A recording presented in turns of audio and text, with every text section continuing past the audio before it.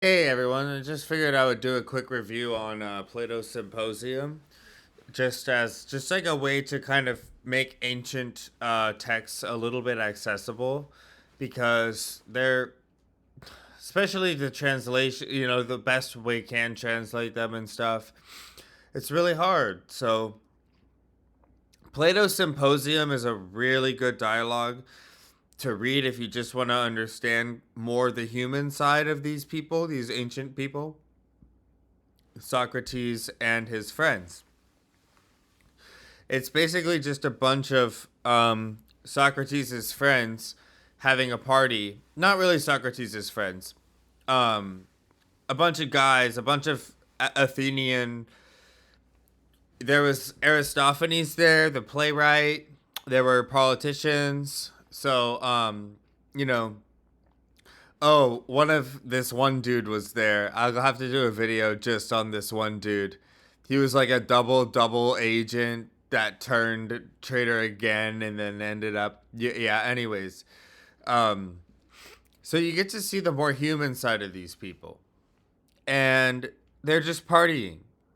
So they decide to the party starts out. I'm just going to give my memory of it, and if it's if I don't remember enough or it's inaccurate, we can do a full text reading. But like I said, I want this channel to be like it's supposed to be what you would remember if you did it, if you went through all the nitty gritty, you know?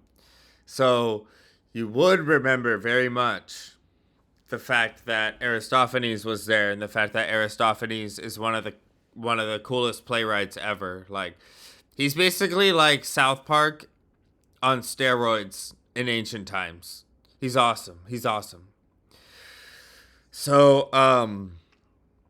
they start this party, and at the parties they had flute girls, which were girls who played the flute, and I'm pretty sure that it was like it seems to me like if the flute girl is playing, it totally changes the mood of the party. Like they send the flute girl away because they want to talk about something serious. So they have this whole debate like, "Hey, should we send the flute girl away or not?" I think that they were like young women who were being like they were just in training to be either in some arts. So they're like, "Oh, hey, should we send her away or not?" And they do because they decide that they're going to talk about something. And they uh they decide while they're talking, it's funny because they literally have like this is in a platonic dialogue where they're like, "I was so wasted last night that I just don't think I can party that hard again with the flute girl here."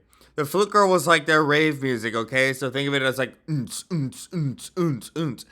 They're like, okay, we got to turn the flute girl music off. And like I was so wasted last night, like I don't think I can. And the word that they use is baptized. According to my Greek professor in Athens, he was like, yeah, like it's like they were baptized, like they drank so much that they were like baptized in alcohol, like born again the next day. Yeah, so one of these dudes is like, dude, I was way too wasted last night. Like we gotta just turn the dance music off and talk about something serious. So Socrates is like, all right, like, how about this? Let's talk about love. What is love?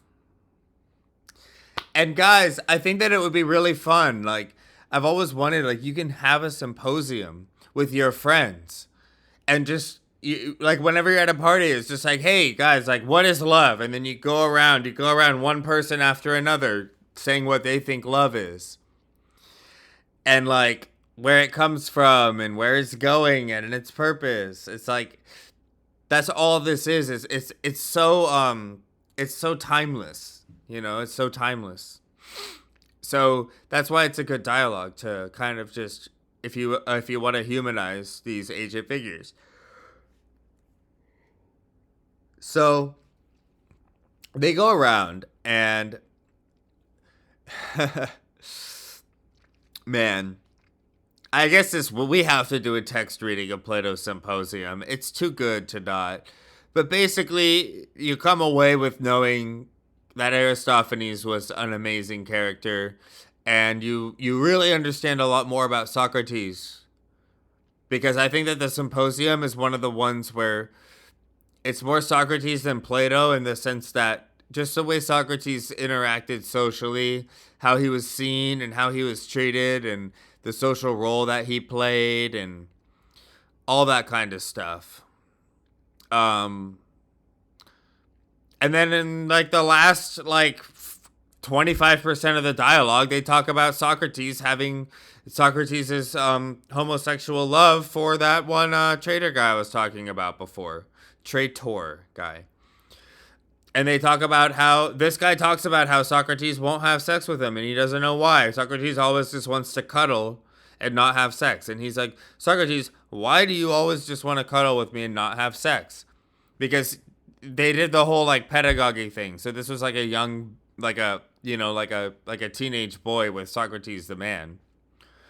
So yeah, you get that nice little moral relativist culture dosage too. There's tribes in Afghanistan that still do that, by the way. Our troops had to fight with some of those pedagogy commanders against the Taliban. So, they just never changed. They're like, hey, what the hell? Like, you guys came here 2,000 years ago and taught us the pedagogy, and now you're saying it's bad. Like, what the hell? So, kind of like that, Cool, guys. So that'll be a good part one. We have to go into the text. I'm gonna have to pull up. If I don't have it, I'll just get it on Project Gutenberg.